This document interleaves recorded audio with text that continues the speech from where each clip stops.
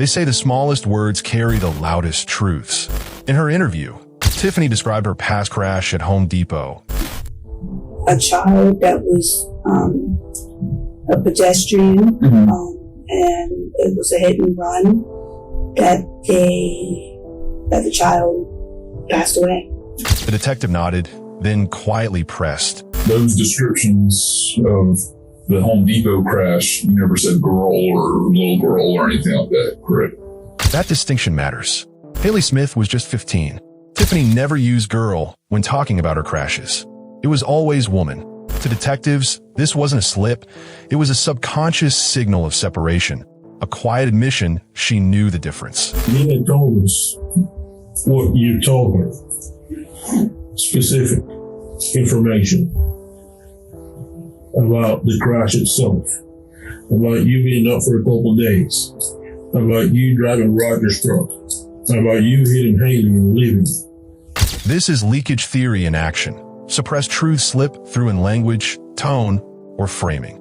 Tiffany thought her words were safe, but every syllable gave detectives more than she intended.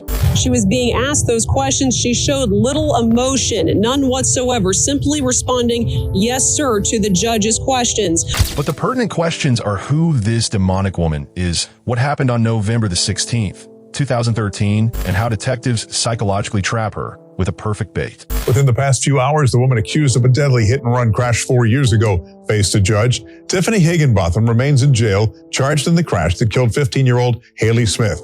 Welcome back to my channel.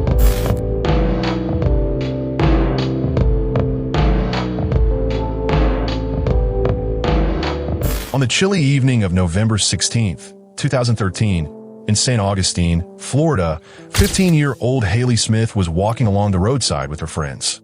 The time was around 7:15 p.m., just after dusk, and the weather was clear but dimming into darkness, the kind of night where headlights cut sharply against the quiet streets. Suddenly, a dark-colored pickup truck barreled down the stretch of road. Without warning, it struck Haley with devastating force. The driver never stopped, speeding away into the night, leaving Haley critically injured on the pavement. Haley was rushed into emergency surgery, but by the following day, her injuries proved fatal. The small community was shattered, and with almost no evidence, investigators struggled. For nearly 3 years, the case remained cold. Then in 2016, new tips surfaced, pointing to a purple pickup truck tied to 29-year-old Tiffany Higginbotham, already imprisoned for another hit and run. That breakthrough reopened the path to justice. So, the cops brought Tiffany in for interrogation, and today, we will focus on the psychological elements of this interrogation.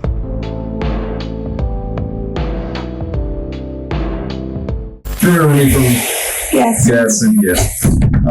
I've been kind of in and out of the investigation with Minez, the other guy that was over there. Or I would say that I was with. Right. So he's tied up on some stuff. He's actually the one I wanted to talk to, but I just agreed to come over here and help him out to touch base with him and kind of talk to you for a few minutes, if you're willing to, while he's working on some things. We got a bunch of other cases going on and stuff like that. So, how was your ride over? It was 3 hours. Was it at least semi-comfortable? Yeah. Okay. It was all right. Well, that's right.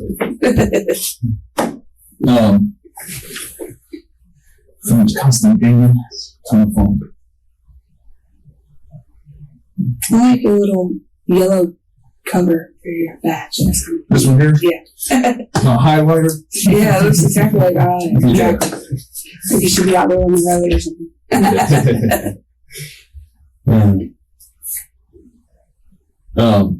Has anybody talked to you or touched base with you since you've been over here? No, just like no. No? Okay. What about, I wasn't with him when he went back to Gadsden. Did he talk to you over there at all? No, he just had me sign my Miranda rights and I came over here. Okay. The interrogation begins with detectives easing Tiffany into the conversation using casual chatter about food, the comfort of her transport, her kids, and even everyday life. This deliberate informality lowers her guard and makes the sterile interview room feel less like an interrogation and more like a normal conversation. All right. Well, before I talk to you, I'd like to go over some stuff that we went over in Tallahassee. Kind of refresh my memory. I haven't we did an audio record statement over there, but I haven't listened to your interview, so I'm trying to recall some stuff that we talked about. And so when you listen to the interview, I'd like to talk to you just briefly about what we talked about over there. And just go over a few things if you're all right with that. And basically be the Miranda that he read you that day, and then he read before you came over here. Was it last week? Yeah. Something like that. So if you're okay with that, I'll read that same thing to you, and then we can talk for a little bit. So make sure I spell your name right. I always want to add a G after that. Is that right? You're Okay. correct. All right. And time is 9:31.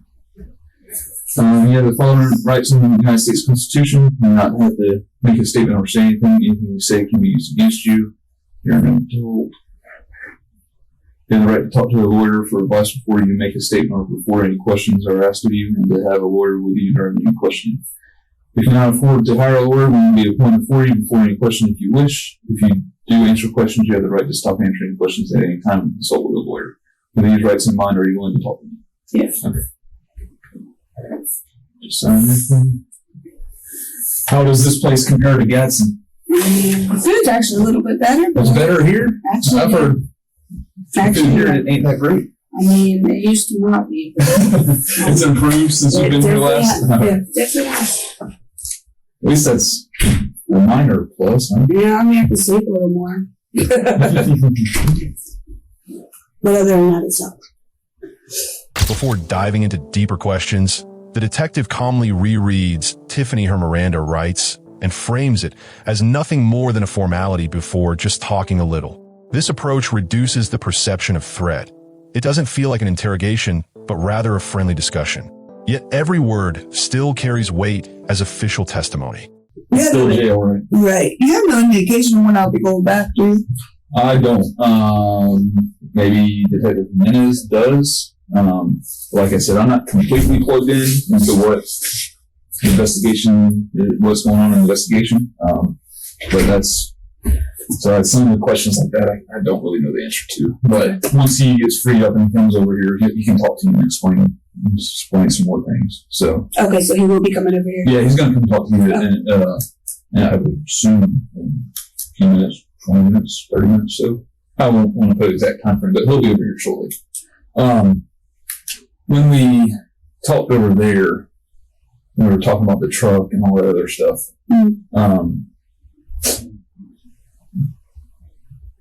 Around that time, you said you used his truck, right? That purple truck. I mean, around that time. Correct. Okay. Just make sure that my recollection is correct. You used to take it and be gone. You could be gone for several days at a time and stuff like that. Correct. And mainly your drug of choice at that point was cocaine. Okay. That's kind of like what you were hooked on at that point. Correct. Were you hooked on anything else, or was it mainly that was your? I mean, that was mainly it. Okay. I mean, pills too, I guess, on occasion. When you would have his truck, would anybody else ride with you in the truck? Oh, yeah. All the time? Yeah. Okay. Did you ever, anybody else use it or anything like that? Yeah. How often do you think you would? I mean, it all depends on how much they're going to give me crack. Okay. You know? So it's basically like a crack rental type thing? I mean, not all the time, but yeah. Sometimes. Yeah. Okay. And I think you said you drove other vehicles too, right? Yeah, I drove my mom's, or I ride a bike, or I'd walk, or whatever. Yeah. Basically, however you can get around. Yeah, exactly. Then, do you remember during that time frame where y'all were living and all that other stuff? I think you said it was off that Oakland 8, but I don't. I mean, yeah, 2013, because my baby was small, so yeah. Okay. Which one? My son, Okay. What's your son's name? Is that Landon. Landon? Okay. What is he now? He'll be 4 in March. 4. Yeah. I got a 5-year-old. They keep you busy. Yeah, he's got an older sister, so, and, like, she's a good big sister too, so that's good news. How old's she? 9. 9? Okay. Yeah. I mean, she's Miss Pris, so. Mm-hmm. Yeah, I've got a girl and a little boy, and they'll. Yeah. She's good to them, but she'll beat up on them too sometimes. I'm sure you know all about that. But, and where are they at now? They're with My mom. your mom, and then your boyfriend is Roger. Okay. And then he's the one that owns the truck and everything like that, right? Correct. Okay. And when we talked over in Tallahassee, we talked about a lot of stuff. But in 2013, do you remember seeing anything about the crash? Detectives then encouraged Tiffany to speak freely about various aspects of her life: her drug use, her children, her boyfriend, and the crashes she's been in. On the surface, this looks like aimless conversation, but it's highly strategic. A liar must juggle fabricated timelines and keep track of what they've said while avoiding contradictions. The more detail she offers, the harder it becomes to keep the lies consistent. Yeah, on the news. On the news, okay. And in November of, I believe it was November 2013, do you remember how often you had the truck? Do you have that kind of recollection? How often during a week would you take his vehicle and go off? I can't really determine that. Okay. I mean, because there was times where I'd be gone walking for days, or, I can't really determine that. What would make you take his truck over walking or riding a bike or somebody else's car? Maybe you give me the keys. Okay. He said, "Hey, here, you can take it, you take it." Yeah. Did you ever take it without him knowing? Yeah. Yeah. Okay. So basically, if it was available, would you take it? Not all the time. Not all the time. No. And sometimes it was easier just to walk down to the local trap house and do what I had to do. Gotcha. Do you remember who all you were running around with during that time? Was there anybody that you ran around with mainly? Any names that stick out to you? There's a whole slew of them. Was there a few in particular that you used to hook up with quite often, or it was just get it from whoever you could? Get it from whoever. Okay. Did you have someone? I'm not asking for like a dealer's name, but do you have was there one or two people in particular that you would either hang out with or go get your supply from or anything like that? I mean, yeah. Sure. Do you remember their names? Zach, Charles, Red, yeah. Okay. And, any of their street names as well? Obviously, Red's a street name, but as far as Charles or... That's their names. That's their names. Okay. And what about Red? His... I have no idea. Okay.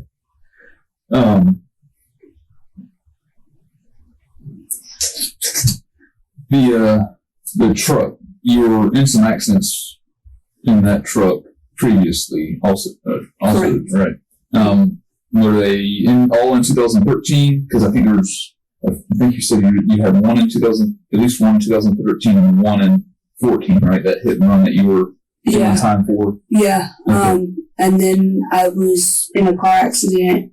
I can't exactly remember when, but it was on Holmes Boulevard, right there by Publix. And it was like a Toyota Corolla. And then, I think at the stoplight too, I'd had a car accident where, I'd hit like a, Advanced Auto car or something like that. Okay. Yeah. All right. And that was that all around the same time with one another? I know I was out on bond, on the, Advanced Auto. So I know because that was 14. Okay. And you told us about all those crashes back at Tallahassee. So just kind of recap those, how that you said that about the Publix thing. You said and that was on Kent Morrison. I think it was Kent Morrison right there. You were 16. You're talking about that Publix, right? Yeah. Right. There was that FHP station right across the street. Right. Okay. And this was all in that truck? Correct. You were involved in a crash right in that area? With the Toyota. And you said at the stoplight, is that the one at 4 Mile and Holmes, right? I can't remember. Okay. I just remember it was a stoplight. Was it on? It was on Holmes Boulevard, yeah. Okay. And then, so that's 2 in that truck, and there was the third At the Home Depot. At the Home Depot. Mm-hmm. Okay, and that was all kind of around the same time frame, sort of within 6 months to a year? I suppose, yeah. Okay. And I think you told us that you told, obviously you were in Gadsden for that reason. Mm-hmm. You were in prison for the hit and run off Home Depot, or in Home Depot, and you had told people about that crash. Instead of confronting Tiffany directly with evidence, detectives imply that they already know more than they are letting on. They hint at inmate statements or suggest they have information about the truck without spelling it out.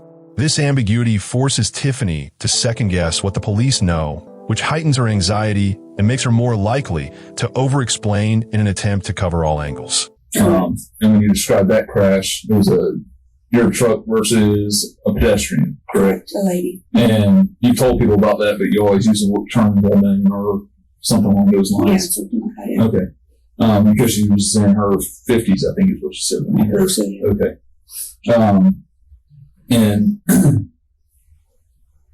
And those descriptions of the Home Depot crash, you never said girl or little girl or anything like that, correct?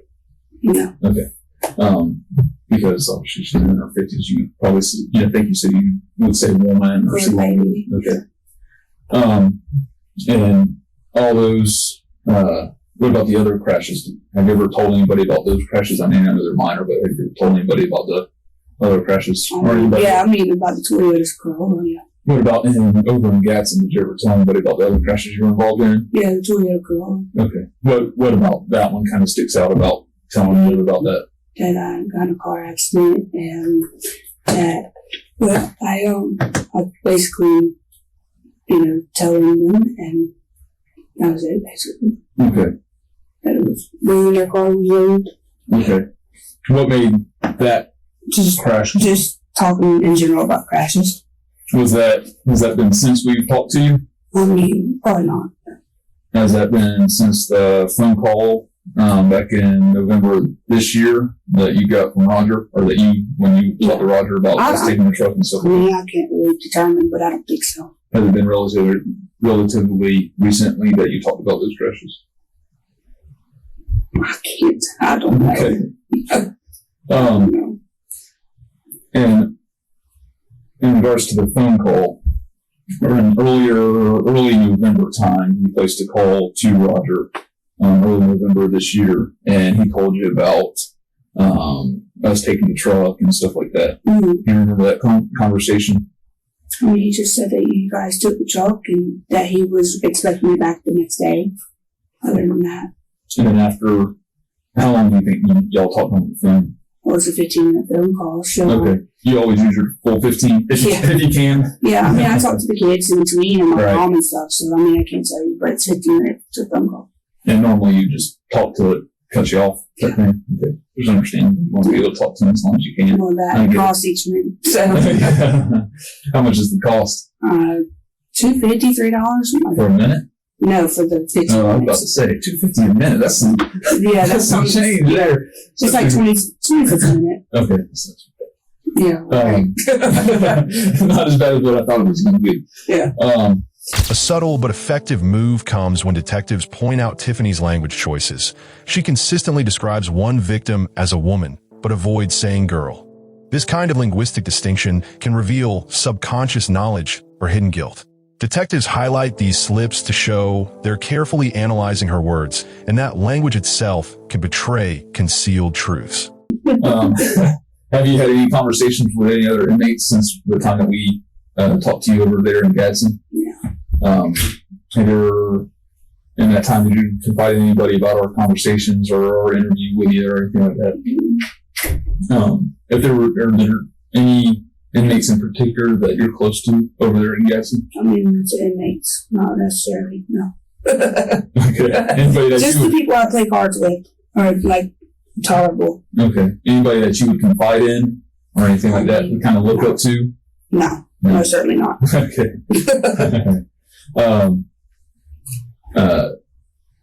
Is there anyone other than the people that you play cards with, anyone in particular that you hang out with or anything like that you talk to on a regular basis? Anything? I mean, I see everybody in my dorm in passing, Right. and cordial with everybody, but no, those are the people. Okay. But since our conversation over there, you said you haven't confided to anybody, talked to anybody. No. You haven't talked to anybody about the investigation or anything like that. Have you ever told anybody over there about Roger's truck? No. About it possibly being involved in an investigation with this hit and run that we're investigating? No. Except for the one at Home Depot. Okay. Did you specifically mention that it was Roger's truck when you described that crash in Home Depot? Probably not. I really don't know. But, I guess. I have no idea. Okay. Have you ever confided anybody about the color of the vehicle or anything like that? No. Never. And as far as the search warrant and stuff like that, when Roger talked to you about that, did he explain to you what we're going to be looking for or collecting or anything like that? You can go back on phone records and see that. No. Okay. And like you said, during your face-to-face conversation, y'all didn't talk about it. No. And there's no one in the facility that you said. Is there anyone in the facility that you told about the search warrant or any details about what we were looking for or anything like that? No. Okay. During our, you know that when they went back over there, they were going to talk to some inmates and stuff like that. I suppose. Yeah. Okay. As far as you not telling inmates any other information, how would several inmates provide information about the truck, what we were looking for, and things along those lines? Do you have any idea? I don't know. Like I said before, I don't remember saying anything like that because these are inmates. Mm-hmm. But I'm not saying that I didn't. But I don't think I did. Okay. When detectives reveal that multiple inmates have claimed Tiffany confided in them, the pressure increases significantly. Now, if she continues to deny, she risks directly contradicting what appear to be independent and consistent witnesses. If she admits, she implicates herself. This tactic ensures she is cornered regardless of which path she takes. Well, I think it's pretty obvious it'd be hard for them to get that kind of information without it coming from you. In my mind, it's obvious that it'd be hard for them to say, hey, the police are looking, y'all were looking for this and this and this from the truck. Well, how do you know that? It came from Tiffany. Okay, well, that makes sense because no one else has connections out here as far as the investigation. So, so you're saying you could have told them, you just don't remember? I don't confine in people. You know what I'm saying? So, or talk to people on a regular basis with those 3 or 4 people. Mm-hmm. So, and I don't remember that. Okay. Is there, as far as the interviews with the other inmates, did you ever tell them that you were involved in that crash involving the 15-year-old girl? No. Is there any reason why they would say that you told them you were involved in that crash that killed that little girl? Maybe because they want to try to get some time off their sentence. I don't know. Okay. Well, when you're dealing with prison inmates, it'd be a little more difficult for them to have that type of information because y'all don't have access to the internet, correct? No. Y'all don't have access to pull old records from news websites or anything along those lines, right? So for them to say that Tiffany was involved in a crash 3 years ago that killed a little girl, it'd be difficult for them to get that information on their own, correct? Correct. Okay. So that information had to come from somewhere. And as far as you know, no one else in that prison is from St. Augustine. There's plenty of people from St. Augustine. What about that you deal on with a regular basis? There's a few people, yeah. Who are those people? Not that I deal on a regular basis, but are from St. Augustine and definitely know me. Who are those people? Girl named Kristen. Kristen what? I don't remember her last name. Is she in your block? She was at one time. Detectives go further by asking how inmates who have no access to the internet or outside information could know specific details about the case. This eliminates innocent explanations and forces Tiffany to accept that the only possible source of the information is herself. By cutting away all other options, the detectives leave her boxed in. I think she's gone to work police now. How long ago was that? I can't tell you. I have no idea. When was the last time you saw Kristen? A couple months ago. You don't know the last name? I forgot her last name. Anyone else? I mean, there's people there. I don't know. There's a few different people. I just don't remember their names. Okay. How do you know they're from St. Augustine? Because I've seen them, on the streets out here in St. Augustine. Okay. Do you know them on a personal level? Some, not really. I mean, there's like Kristen, who's having a mind blank. How long was she in the prison? Oh, I don't know, a year or so, give or take. And she went where? Work release. I don't know what work release. Excuse me. Mm-hmm. Did you and Kristen ever have any problems? No. I think last time we talked to you, you said really in the prison you don't have any problems with anybody, right? Mm-hmm. So either you just kind of see them in passing or you get along with them? I talk to them, Mm-hmm. but not, You never had any problems, any beef or No. anything like that with anybody in the prison? Mm-hmm. So far, the only name you can think of is Kristen. I can't Who's from remember. that area. I can't remember. There's a few people from St. Augustine, though. Okay.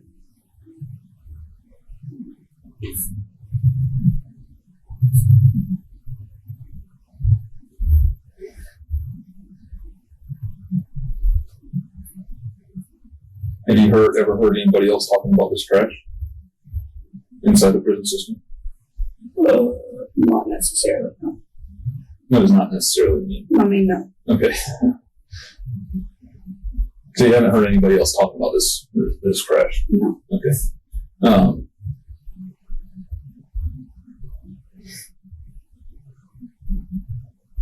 And this Kristen, you said you last saw her a few months ago and she went to work release or something like that? Yeah. Okay. Was she in your same block when she went to work release? Okay. Mm-hmm. Was anybody else in your block that was from St. Augustine that you can think of? Mm-mm. Throughout the interrogation, the detective maintains a calm, conversational tone, never raising his voice or showing overt aggression. This demeanor makes Tiffany feel safe, coaxing her into speaking more and offering longer answers. At the same time, it masks the moments when serious questions are slipped in, giving her less time to prepare defensive responses. No.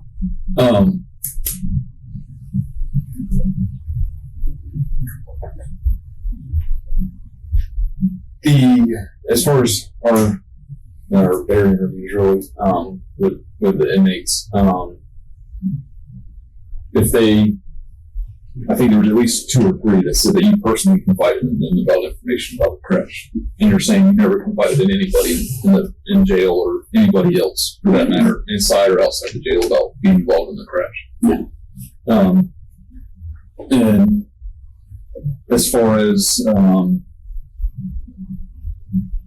before you went to prison or since, you never confided in anybody about being involved in the crash? Yeah. Okay. And the crash we're discussing, I know we talked about it back, last month, but what do you recall about us talking about it originally as far as the actual crash itself? That y'all, Mm-hmm. that there was a child that was a pedestrian, Mm-hmm.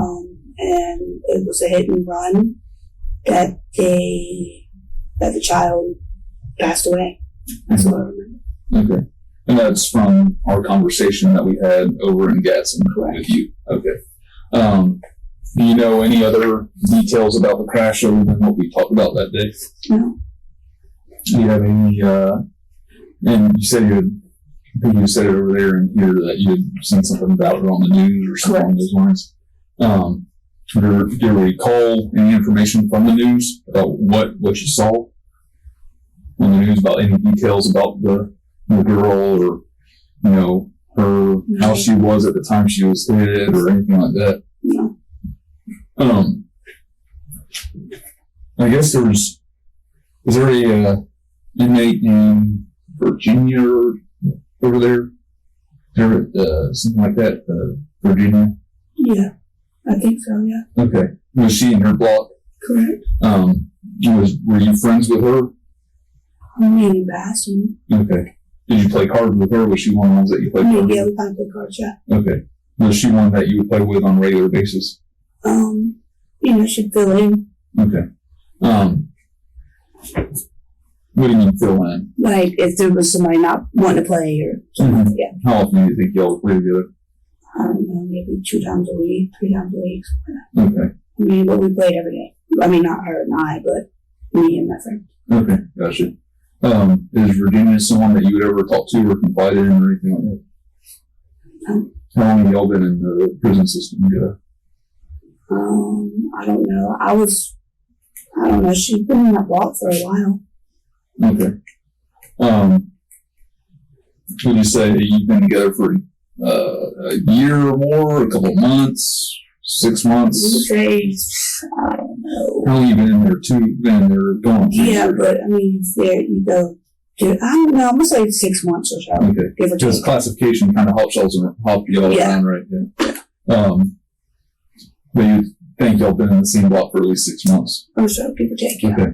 In that time, have y'all ever, taught each other, kind of build up any type of relationship, any type of friendship? In cards.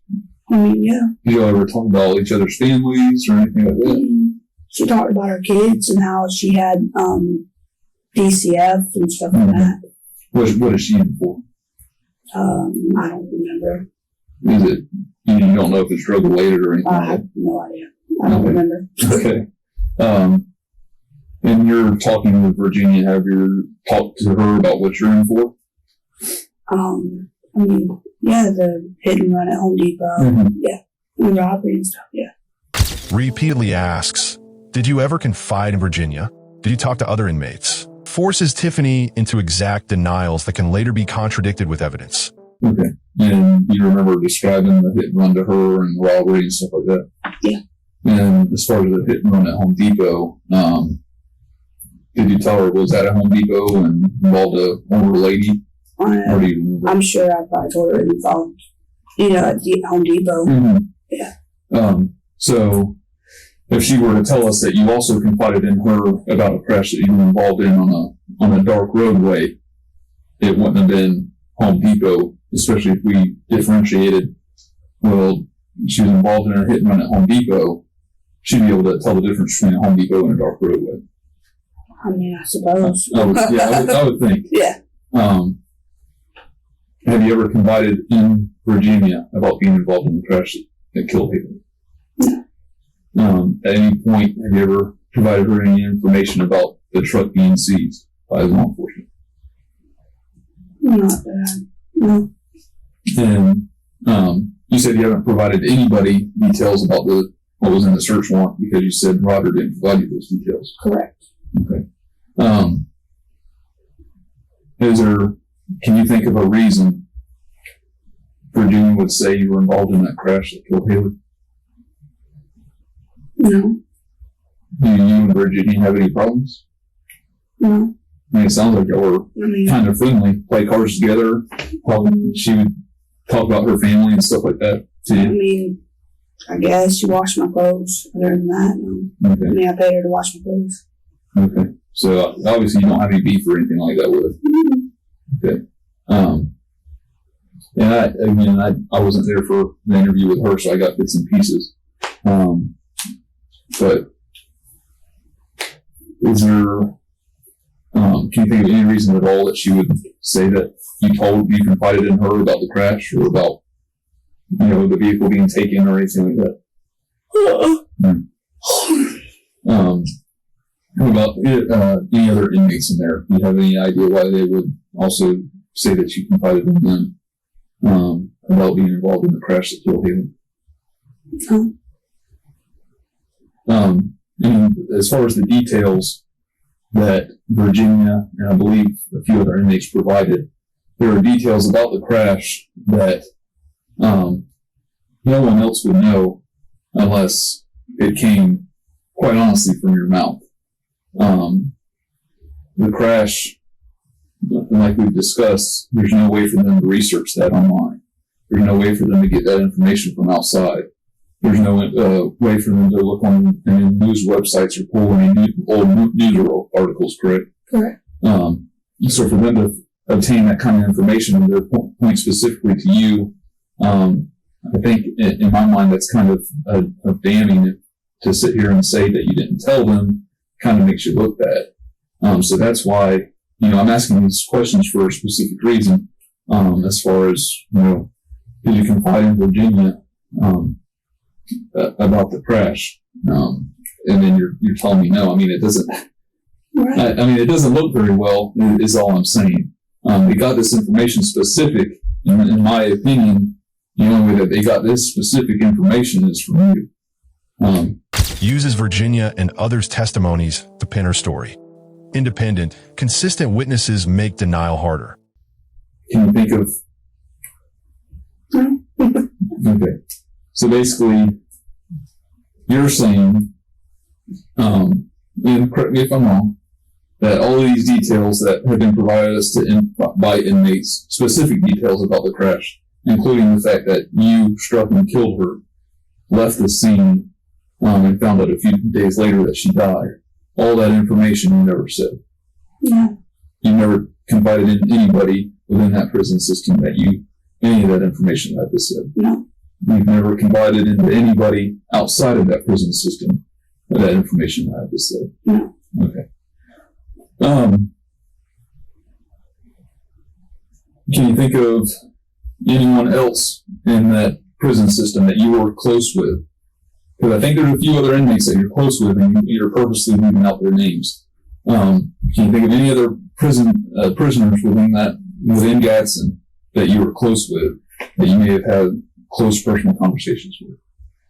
Other than the people that you played cards with, other than Virginia, because that wasn't one of the names you brought up. Yeah, I wasn't. Because she's not someone you normally play cards with. Okay.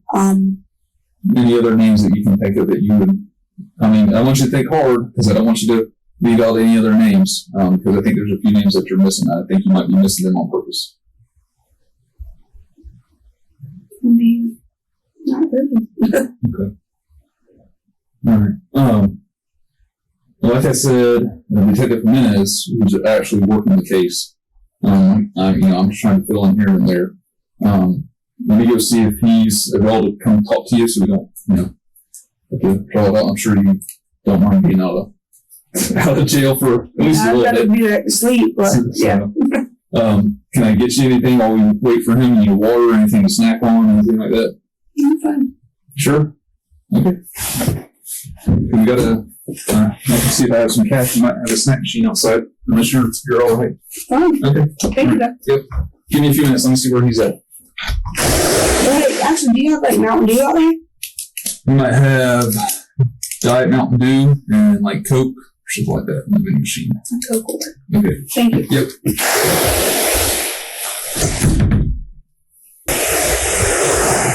Hey there. Hi. Remember me? I mean, how could I forget? How can you forget? Why is that? Did I make a bad impression on you? Yeah. Good one? An impression. Well, I believe that Detective Martin has already been talking to you here. Correct. A little bit. Offering Coke, chatting about kids, prison routine, keeping tone light. Makes Tiffany see them as approachable instead of adversarial. So she volunteers more.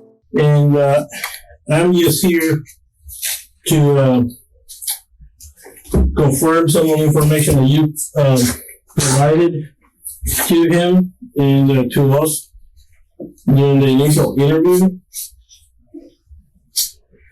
And I know you probably have some questions. I just want to know when I'm going back to prison. Okay. So we will talk about that here in a minute.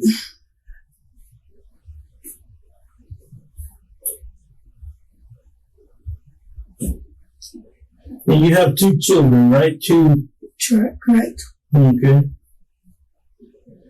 And you're not married or anything like I that? am married. You are? Mm-hmm.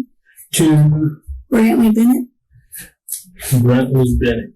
Brantley. ETT.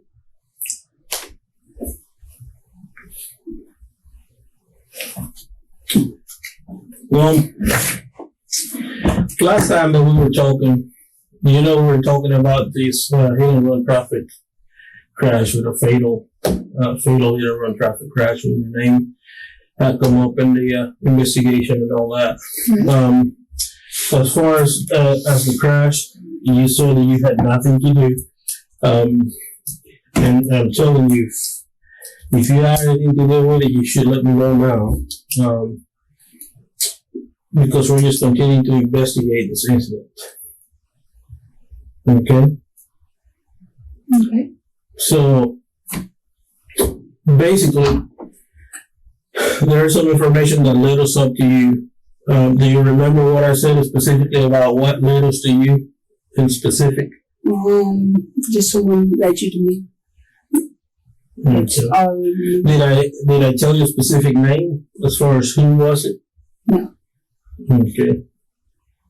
If there was anybody that would say that you done this for any type of reason, who do you think that person would be? I have no idea. You have no idea who would bring your name up in this? Mm-hmm. Okay. Have you talked to anybody in reference to someone maybe giving us information as far as information that led us or accusing you of telling them that you were involved into this? No. Okay. What do you think the person who hit this girl and left the scene, what do you think it should happen to them? I guess they should go to prison. I guess they should go. They should go to prison. Okay. Asks, what should happen to the driver who hit Haley? She answers, they should go to prison. Gets her to define the punishment before being tied to the act. Is there any reason why anybody at the prison would say that you're involved in this internet traffic crash? I have no idea other than to try to get some time off their sentence. Okay.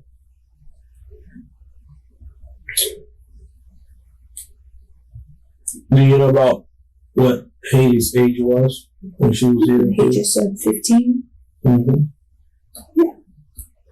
Did you know that? I mean, that's what he just said. Okay. Have you, when this happened, I know you were going through a rough period in your life where you were using crack cocaine and all that, and they leave you up for days and disappear and all this.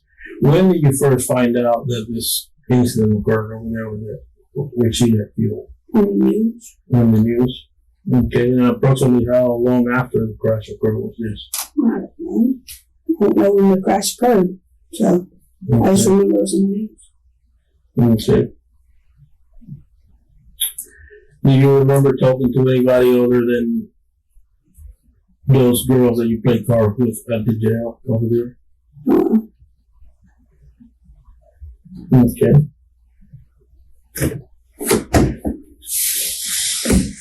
Now, you know you wouldn't be here right now if we didn't have specific information, right?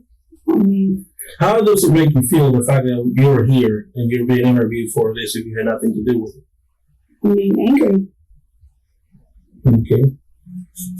How does it make you feel that somebody's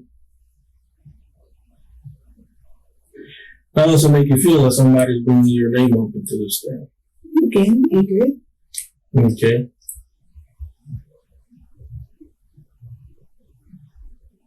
What makes you recall the specific times that seeing the crash in the news and all that? What specifically? It's bringing those memories back. Because you're talking about it. Okay. Do you remember when exactly and where you were when you seen that? At home. At home, and where's that at? At my mother's house. Okay, and that's a where? On Beaumont. Up on what? Has your mother lived there pretty much forever? And since I was a child. So yeah.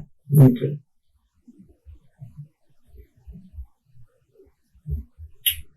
Is there any reason why you would deny having that conversation with Roger over there at Gaston? Mm-hmm. Is there any reason why Roger will say that? You have that conversation with him and he told you about this. And I don't know. This is the problem that I'm having. You know, I told you that I was going to go back to the prison and talk to people that you hung out with, right? Mm-hmm. When we first met. Mm-hmm. Okay, and that I will talk to them. What do you think those people said? I have no idea. Why would they provide me some specific details about this incident where they're not even from here? They don't have access to the internet or anything like that. I have no idea. Points out inmates had no internet or access to news, so details had to come from her. Cuts off any innocent alternative sources for the information. So, because if they're not from here, and they don't know that this crash occurred here, if you didn't tell them, how do they know this information? I don't know. You agree probably most likely came from you, right? I mean, I told you before that I didn't remember talking to anybody. There's also, I could have, but I don't remember. Well, I mean, when I talk to somebody, I have friends that I talk to every day, and we talk about a lot of crap. But if there's anything specific that can hurt me, that I probably said to them, if I were to commit a crime of some kind, I will remember that in specific. I mean, I didn't commit the crime, so why would I tell them that I did?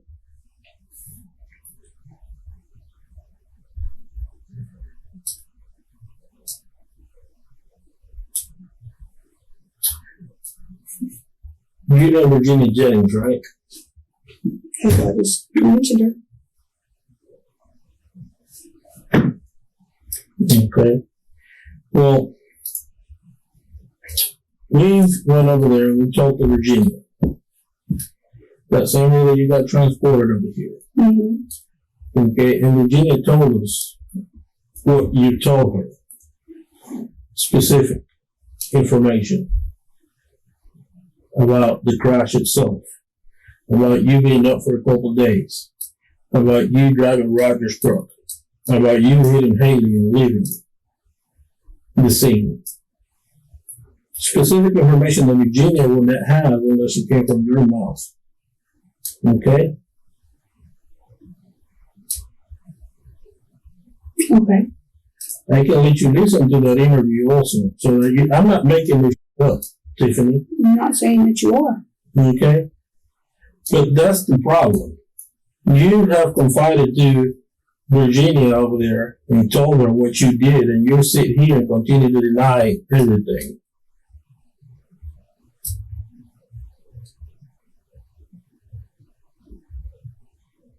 I mean, there is a time when we have to take responsibility for our actions. Okay?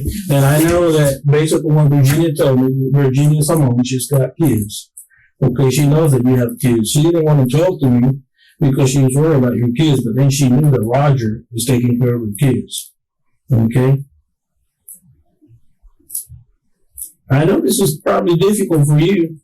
It's not every day that you're out there driving around. Maybe you were high. Okay?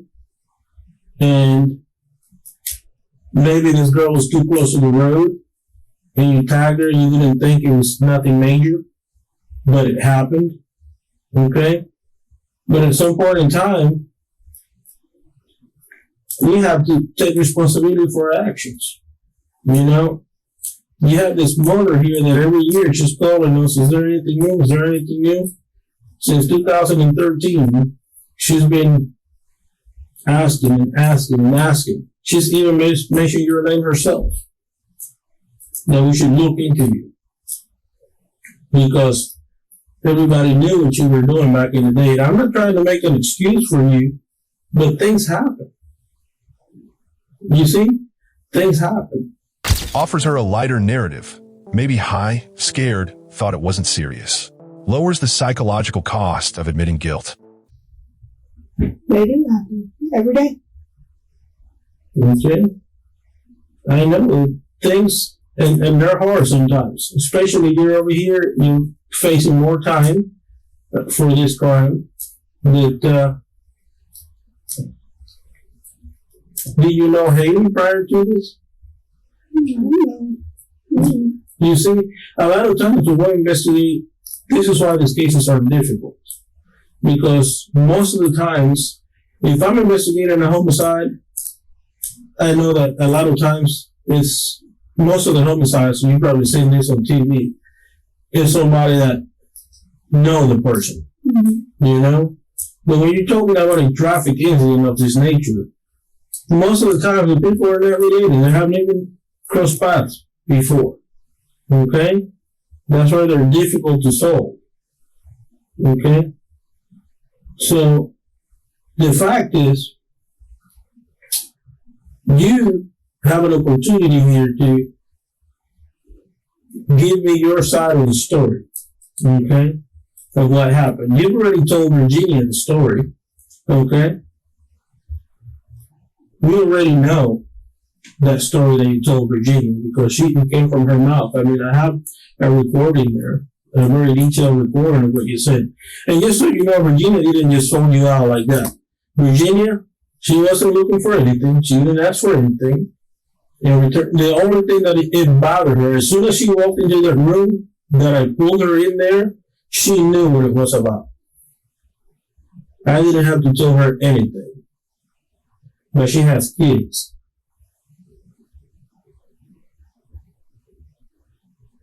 Yeah, she does. There's no reason why Virginia would make something up like that because she didn't ask for anything. She's not trying to get a reduced sentence because she's going to be out here in a month or so. So there's really no incentive for her to give us that type of information.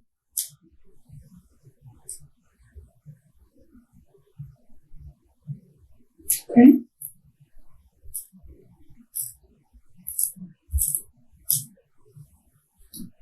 So tell me, what happened? I don't know what happened. You don't remember what happened? I don't know what happened. It wasn't me. So I don't know what happened. Emphasizes Virginia didn't ask for a deal and was close to release. Makes Tiffany's defense that inmates lied for benefits fall flat. Well, you can continue to deny. But at the end of the day, I don't think you're probably the kind of person that's just going to sit here across from me and this happened to me before. I've been working in law enforcement for 10 years. There's normally three types of people. Those people that admit to an extent what they've done, those people that sit here and just continue to deny, you can actually show them on video of them going in there, killing this person, and they will never admit, oh, I wasn't me, but they're on the video doing it. And then there are those people that sit here and say, yeah, I made a mistake. I made a mistake. When I left that scene and did not know that this girl was going to die. Maybe you could have helped. You shouldn't be alive today. Well, I remember we sat down over at Gaston that one time. You said something along the lines of, for every other crash that you mentioned, you stopped. Okay? And you say that you were not high, that you didn't have drugs in the vehicle. Am I being accurate in what I'm saying? That you weren't high, that you didn't have drugs in the vehicle. I think that's the difference between Haley's hit and run and those other crashes. Okay, because you have admitted to people specific information that we have verified already via statements from people that you have been up for a couple of days, that you are high, and that you hit her, and that there were other people there with her when it happened. And even about seeing a phone that somebody called 911. And that kind of made you feel kind of better that somebody was there to help.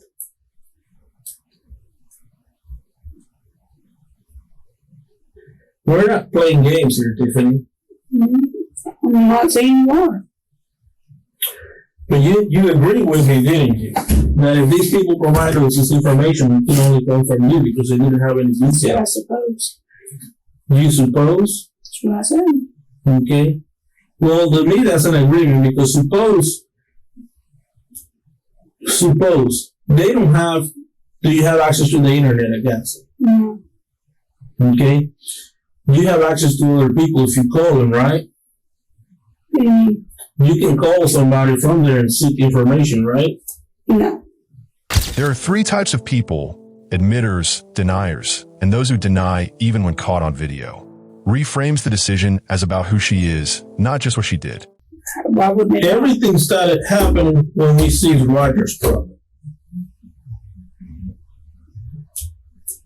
We have these other three girls in tidbits.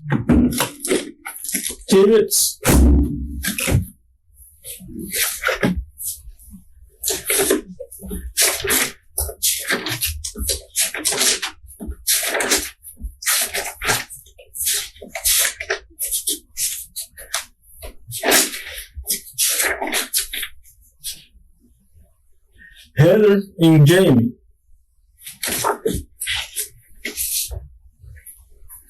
Okay. I've talked to over there. After the phone call from on the 9th when we took Roger's truck, I had no idea that what was going on. But that phone call triggered something in you, brought some memories back, and you were crying over there. And you just had to tell somebody. And that somebody was Virginia. Over the period of a couple of days, you told her everything that happened, that you was afraid, that you didn't want to do the time because you were trying to recover, that you were due out in jail and you didn't want to go back and you didn't want to do that time. 15 years. 15 years. That's what you think you're going to get for that. I don't know. Tell me why. Why are you denying sitting here across from me, denying talking about? Because I didn't say that. Huh? You didn't say that?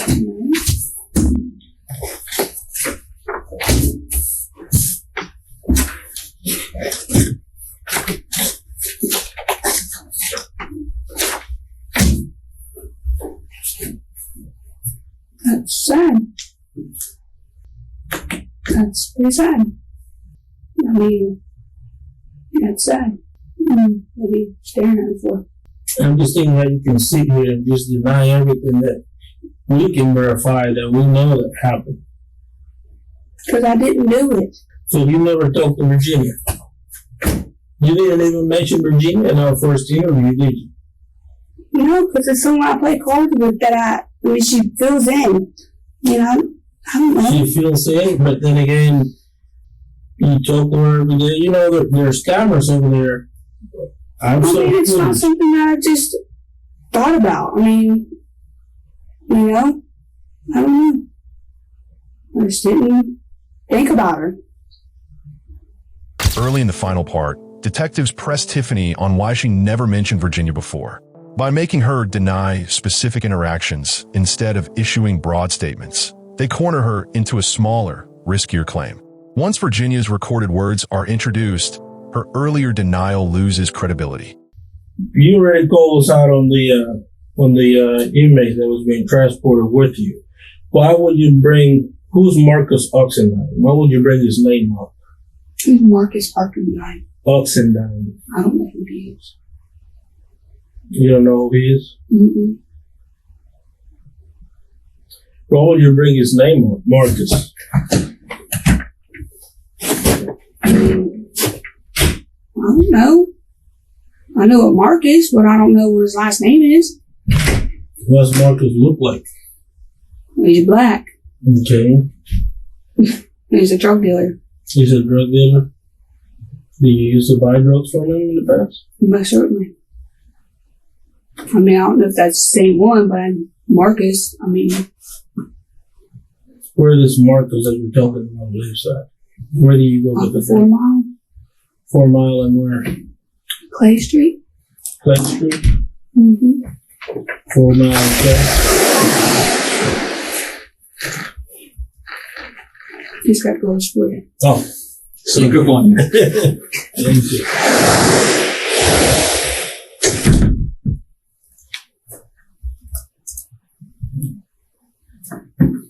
So he lives on Clay Street, Mm-hmm. you said? Clay Street, where's Clay Street in relation to 4 Mile? Is that nearby 4 Mile there? Yeah, it's off 4 Mile by like Right the, off of 4 Mile? yeah. They're there by the Royal St. Augustine. Marcus.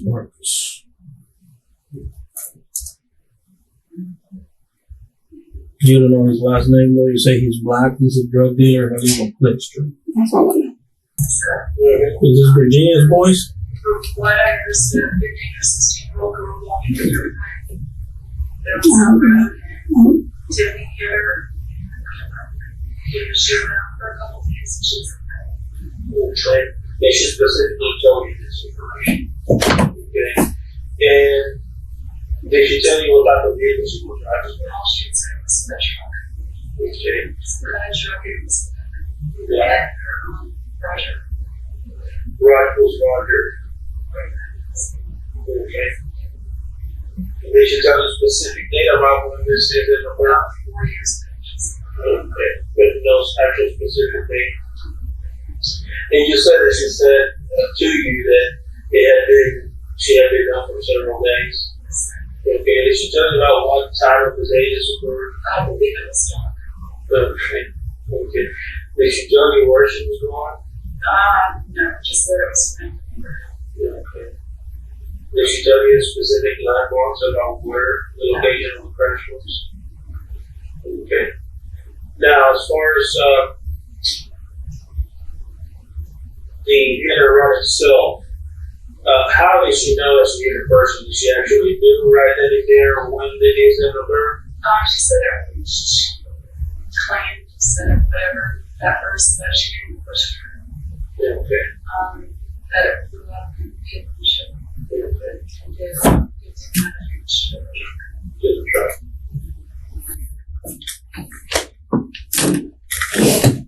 That's Virginia. The interview is very lengthy. So, do you recognize her voice? Yeah. Okay. So that's Virginia that's talking here. Correct. Okay. The detectives then play back Virginia's own recorded testimony, letting Tiffany hear it directly. This removes her ability to dismiss it as fabricated. The tactic is powerful because it shifts the burden of explanation. She must now explain away a credible voice she recognizes. If you didn't tell her that, how do you think she found that out? Again, I don't know.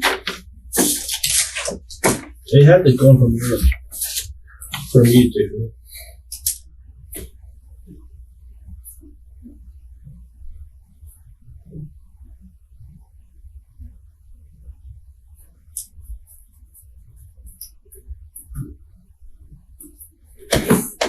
Anybody that you ain't got here, St. Augustine named Baba? Who? Baba? Bubba? Yeah. Nickname? I don't know that that's the real name. No.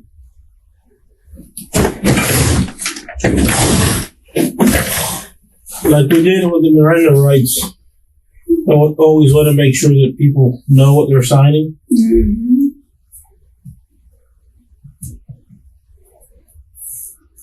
And say that you hereby consent that Detective Jose Heinous, which is me, a deputy sheriff, or his or her designee, if I'm going to do it myself, may take a sample of my DNA that might be used for comparison purpose with other evidence concerning this case, which is the hit and run traffic fatality of Haley Smith.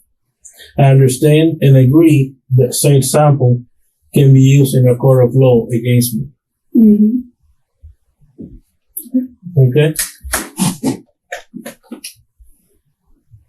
Let me sign it. Put your name, sign, and date.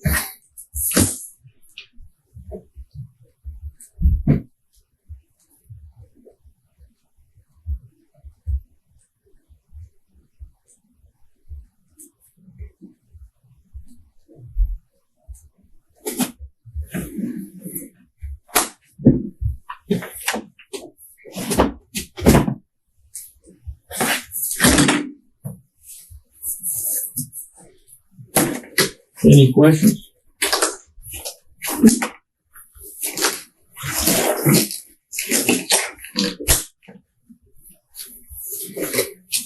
Other than the first one I asked. What's that? The when you going back to the Gadsden? I don't know. There's a lot of things here that we have to take care of. It's better in that you're here and that there's a couple things that we have to do. Well, this is a vocal swab, so I'm just going to swab the inside of your chest. And how long does that normally take, just out of curiosity? By asking Tiffany for a DNA swab, detectives move the interrogation from abstract conversation to tangible evidence. Even if it's a standard procedure, the psychological impact is significant. It signals that the investigation doesn't hinge solely on her words. It all depends on what we send this to FDA. Oh, okay, so it all depends on what you're testing. It can take a week, it can take a month.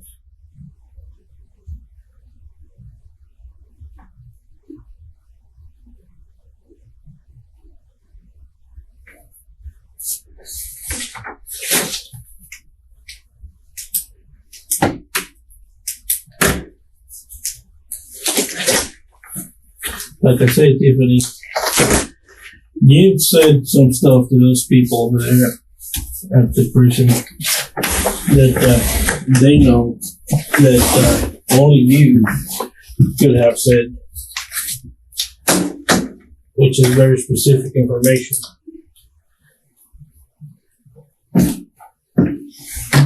That I have no doubt in my mind that you done it. I have no doubt in my mind that you are never going to admit to it.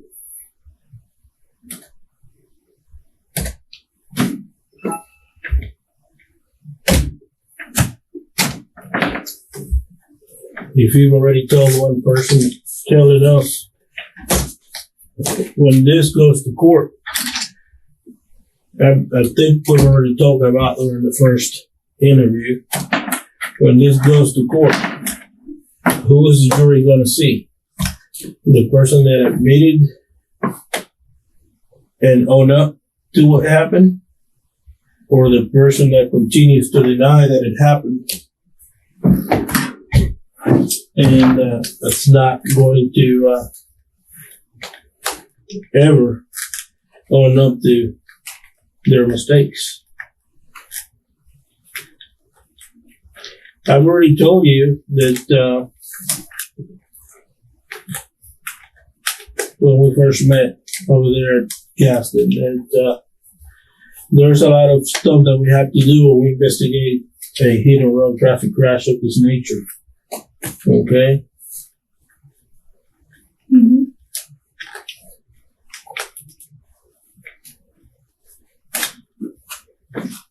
So at times, when this crashes happen, the person that's actually driving the vehicle, especially versus a pedestrian, is not completely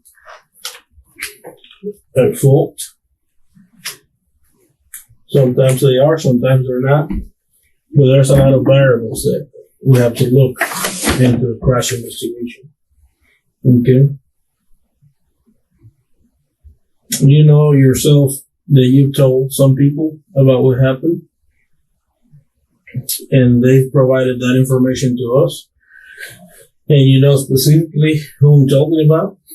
I'm not going to tell you who the names are. You know who you told, but everybody that you told have told us what you said. So, it's just my watch keeps telling me to move. But, Detectives remind Tiffany that jurors will one day judge her not just by facts, but by how she presented herself. Either someone who took responsibility or someone who denied until the end. This tactic reframes her decision as a question of identity rather than guilt. you know who you told, and you know the people that have come forward and told us that you basically confessed to them what happened. So it's up to you. I was giving you an opportunity to tell your side of the story. I've always liked to know what is going on in people's mind when they think about doing something, but you're obviously never going to do that.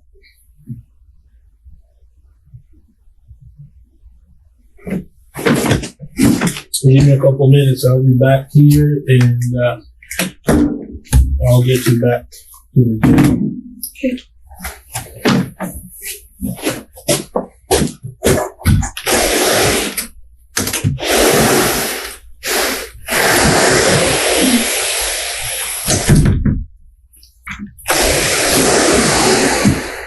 What's up, Tiffy? Tiffy, you guys know some kind of mess. Listen to me. Who's Virginia? I listened to recordings today. They showed me some recordings. Listen, you talking to people in prison or whatever. What's John doing about all this? John's putting money on your accounts and stuff. Yeah, I'm fixing to call John. I gotta be nice to you. I can't yell. I can't scream. And you know I won't scream at you. It's not funny. I know. They took the truck again. It's gone. They're going to tear it apart. Whatever they do. I mentioned on this thing, this recording, my name's coming into it, which I have no idea why. I don't know why either. All right. Some guy named Bubba. I don't know. I don't know either. My point is this. They got details. They're going to charge you. They got everything they want to charge you with. You're going to go down if you did it. Let them charge me. I'm just trying to tell you how serious this is.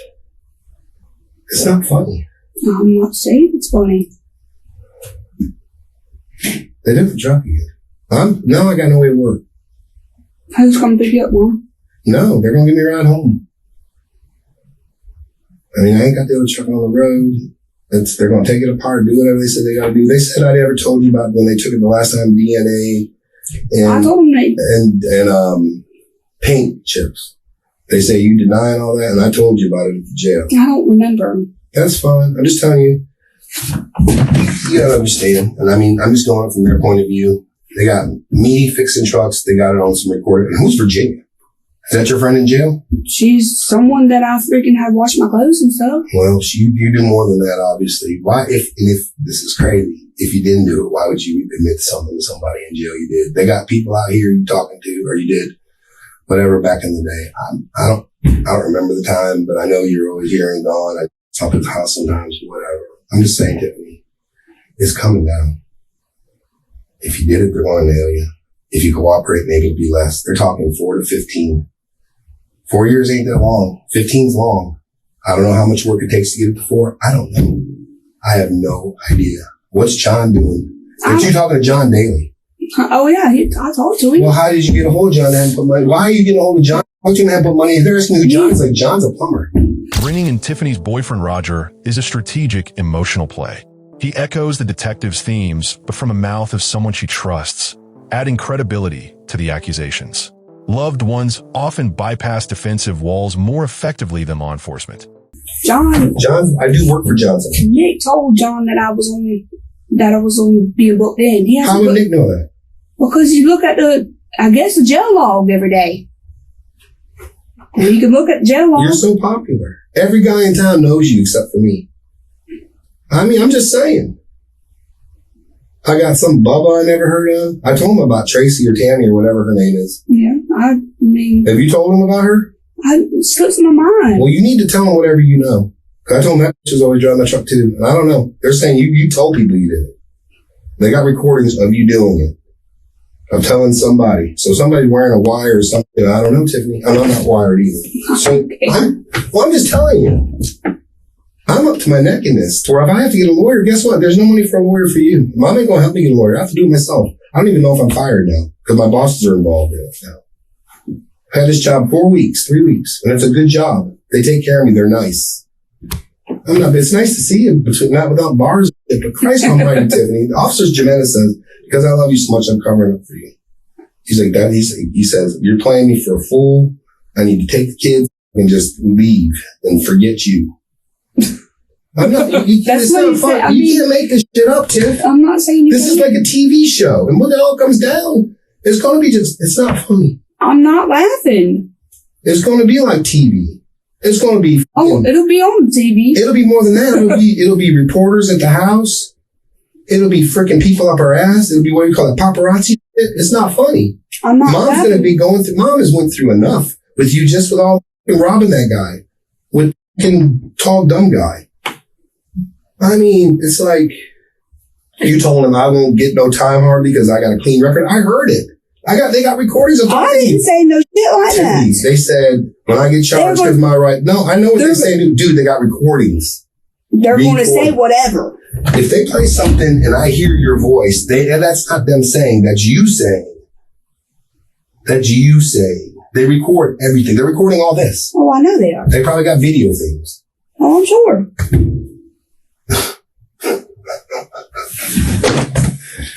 Oh, they're like, don't touch her, don't beat her up, don't yell at her. They took my pocket knife. It's like, I'm not going to do nothing stupid. I mean, I was going to make plans to see you at the fucking jail so I could see you this week at the jail phone. You got me messed up in something. Even if you're innocent, then stick to your guns. If you are, they're saying you're not. They're going to charge you. They can charge me. All right. Well, you know what happens if they charge you and you did it? Or even if they prove that even if you didn't do it and they prove you did? Because Lenny's telling me people go to jail that don't do shit. He's like, Roger, you got to get ready. He's like, they put people in jail, even if they don't, they can let them out years later and say they're sorry. Mm-hmm. I'm not going to jail. I'm too pretty for prison. It's not funny. You've always said that, so I'm laughing. I mean, I got no desire to go to prison and be fighting and trying to stab people trying to rape me and shit. I ain't doing all that. I'm not. Why is John giving you money? He don't give me money. He's got money on your canteen. No, he does not. Mom's put $50 on there and the other whatever. Then you put up 40. Yeah. Roger, echoing the detectives, frames the potential sentence as 4 to 15 years. This juxtaposition of a lighter versus harsher outcome plays directly on her risk calculus. I put 70 on. He's putting money on Paytel. They're saying you're talking to John every day. I do talk to John. What's John doing in this? How's he involved in? He's not. They're saying he's some lover, this and whatever. It's like one of your freaking peoples. It's like, I've known him for 10 years or so. Well, I don't know that. 20. Why do I not know that? You do know that. I know that you're tricking with John. No, I said I've known him. Yeah, that's what I told him. It's like, I know him. I've known him since I've known you. Yeah. I mean, I've known him for 10 years. So that's what's going on with John. That's it. Now's the time to tell me. That's if you're it. banging John. That's it. I swear to God. You've slept with everybody in this freaking town except for me. It's not funny. It's not funny. I don't really care who you sleep with. You know, I love the kids and I love you too. But you know, the kids are my life and they're a lot better off than they were. They just had like the second best Christmas they ever had. And even Yanni's like, we were outside when her new bike and Yanni's like, and I'm not saying this hurts you. I promise one mistake, but Yanni's like, we don't have to worry about mom stealing presents. It's like, and it's terrible that this is what these kids remember, but I mean, in time, they won't remember those things. In time, that'll all just fade like her daddy's her favorite person, no matter what all he's done. And he's still, you know, it goes daddy, mom, and then you. And then I'm at the last, of course. Yeah. But the point is like, it's just, you know, they've turned around. It's different now. It's so much different now. I'm sure it is. And it's not, and I wish you were there for it too. I mean, you break my heart too, but this is breaking my heart. I know. And just this game. If you did it, tell them whoever Bo is, whatever. I didn't do nothing to do with any of this. Fucking know that. If you did it, just get it over with. Where we ain't going nowhere. I love you. Your mom loves you. Your kids love you. We ain't going nowhere. Maybe when it's all said and done, even when you get out this time, Like when that 6 months or whatever, we'll fucking do what we gotta do and we'll move away from here. I can make money anywhere fixing a house. But you gotta get this behind you if it's you. You got to. I'm not trying to be weird. I'm just telling you from my heart. Or otherwise, you're gonna be sitting here for 15, 20 years. As opposed to 4 to 7 or 10 or whatever they do. If I can afford a lawyer I can afford a lawyer for one of us, not both of us. I'll get Terry or Josh. I'll get you a good lawyer. But you gotta do what you gotta do and just quiet and tell them who the Bubba is or who is Bubba. I got you on recording. Who is Bubba? I don't know who Bubba is. Well, you telling some chick named Georgia about Bubba or whatever her name is? From Georgia. What's her name? Virginia. Virginia. You know it's a state, huh? Yeah, that's not funny. Why would you be in jail if you did something? Why would you be in jail talking about it? Are you retarded? You think you're from the street, but obviously you ain't. You're not from Detroit anyway. Throughout Roger's talk, he demands names like Bubba or other potential drivers of the truck. By forcing Tiffany to provide specific substitutes if she claims innocence, he narrows her escape routes. St. Augustine. You don't think your hood's here. You don't even know what a hood is. I'm not just saying. You got yourself wrapped up in some big. This is big time. This ain't just Tiffany getting high. And you probably don't even know if you did it. They got some recording that you didn't even know for 2 or 3 days or something. I heard it with my own ears, and that's just one of them. Tiffany, just be done. I swear to you, I'll back you like I always have. I've always backed you against all the evil drug dealers, against all the evil crackhead people. I've always had you back. Even with Billy and them back in the day. I told him how I know you, how I met you, how I fell in love with you. I told him everything because there's nothing to hide. There's nothing to hide. Well then, if you're hiding, just be done and move on. You ain't gotta read John into this. They're asking me John this, John that. It's like, why is John even in it? Why am I in it? Why is Bubba in it?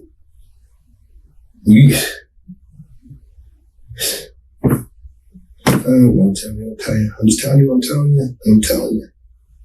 I would rather do 4 years or 5 years or 10 years. If I was in your shoes, I'm not doing no time because I ain't doing it. It'd be like a TV show. Then do 20. I don't know how long they can get you for this. I have no idea.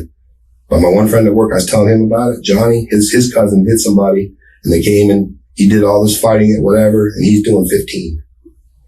Because he fought it. He could have done 4. And they say when cops tell me, I'm telling you what Johnny told me. Somebody else I heard about, and I don't even remember their name, they're doing 4. Because honestly, I'm outside digging. I'm digging for information left and right. They're talking to Jennifer about custom mirrors, because that's where I got the truck from. They're talking to Coochie, John's wife, John's dad, who owned the truck. Mm-hmm. They got stuff. They're taking the truck apart this time. It ain't like whatever swabbing or scraping or whatever they do. They're taking it apart. Now, I'm not going to see it again. They're going to come at you. They are. No joke. And all the best lawyers in the world can do is get you better time or work to try to make you less guilty or however they do what they do.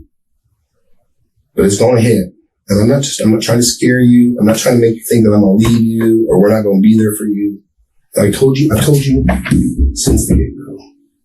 Honestly, if you're guilty, just be done and move on. And we'll do what you can, what we can. I promise you, not a joke. This is not me working with them. I'm not wired. This is me. Somebody loves you, trying to talk to you, trying to help you the best way you can. Because you're the ass anyway somehow. Because you're talking to people in prison about what you did or didn't do or whatever. And retarded. Who the f*** talk to somebody about something they done? You're going to go down. They're going to make it look, whatever, even if you didn't, they're going to make it look that way. And they're going to bring all these people in prison in here against you. And all your crackhead friends, everybody. It's going to be like TV, baby. And it ain't going to be good. And once it gets like that, the judge has no choice. And they're not telling me this thing. I'm going by what Johnny said. It's going to be like a TV show. And you're going to get hit. You think I'd rather see you in 4 years or 15? I'm not making this up.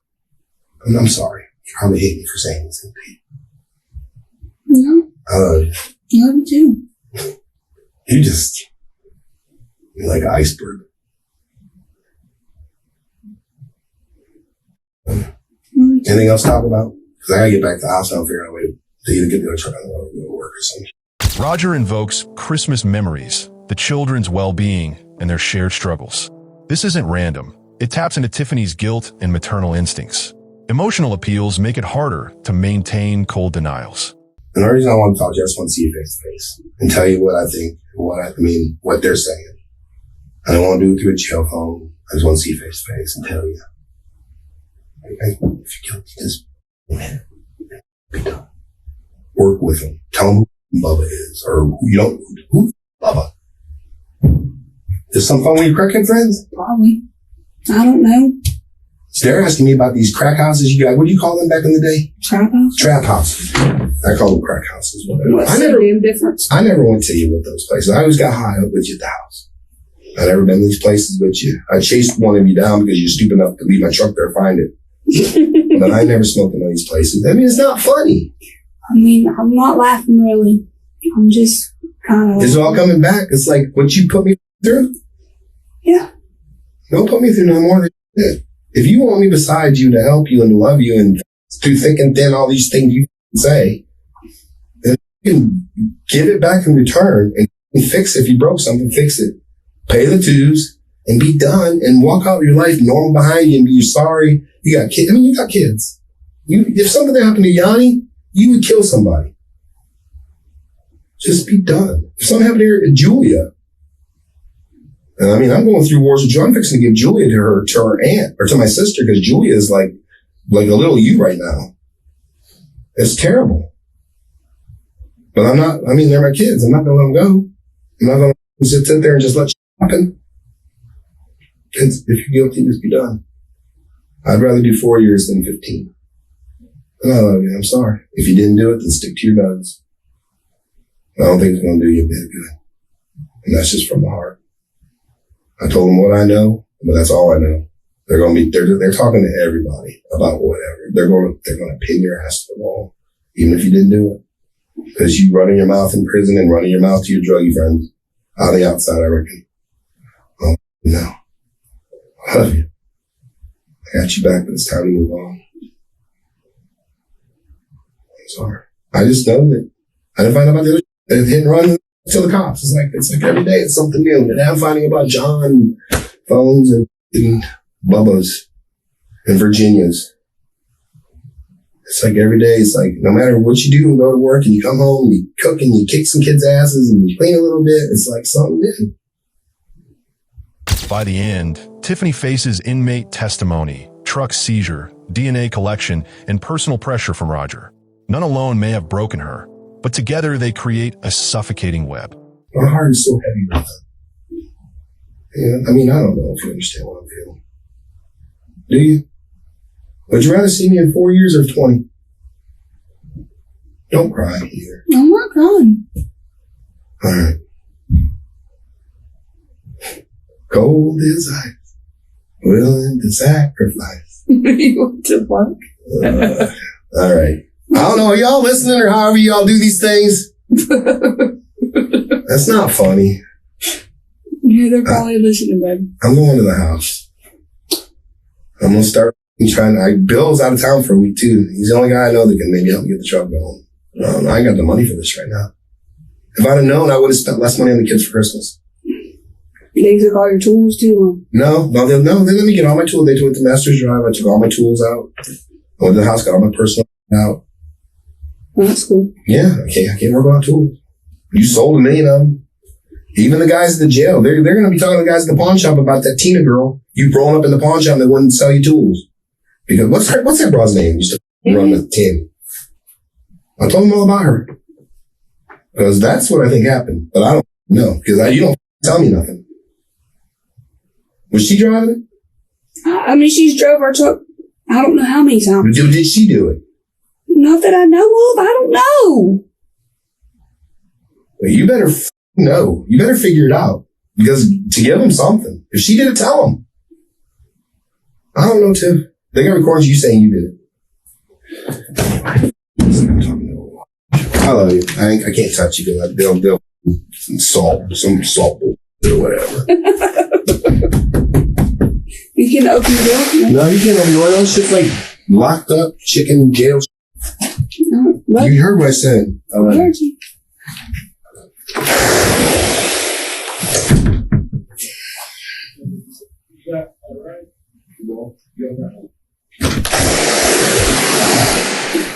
All right. You ready? Is there anything else? Any other questions? Nope. Okay. Let me take this third away. Even at the close, detectives and Roger leave Tiffany an easier way to admit guilt. Maybe she was high, maybe she panicked, maybe she thought it wasn't serious. This face-saving script makes confession psychologically survivable.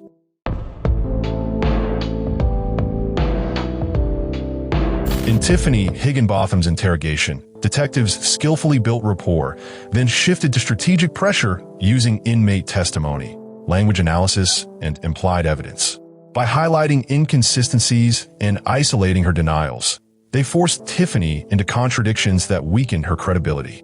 Playing Virginia's recorded statements and requesting DNA solidified the perception of overwhelming proof. Introducing her boyfriend Roger applied emotional leverage, mixing guilt, family responsibility, and sentencing outcomes to box her further. Though Tiffany never directly confessed, the interrogation extracted admissions, revealed patterns of deception, and secured corroborated witness details. Together, these tactics created a compelling evidentiary chain that ultimately led to conviction.